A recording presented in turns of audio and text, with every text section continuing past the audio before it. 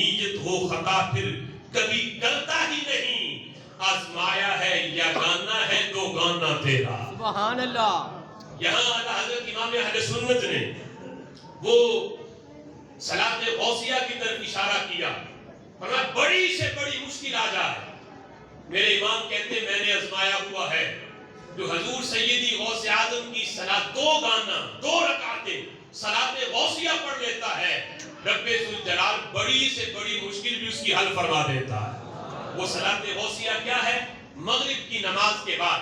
فرض پڑھنے کے بعد 2 سنتیں، 2 سنتوں کے بعد 2 نفل اس طرح پڑھے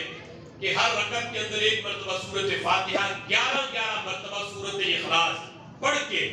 پھر 11 مرتبہ درود پاک پڑھے، پھر کھڑے ہو کر بغداد شریف کی طرف منہ کر کے، یعنی یہ قبلہ ہے اور یہ جو دائیں جانب ہے اس کے بالکل بیچ میں، یعنی جو ہے وہ کنارہ، اس طرف 11 قدم چلے، یعنی یہ قدم بڑے بڑے اٹھا کے نہیں، صرف قدم کو حرکت دے،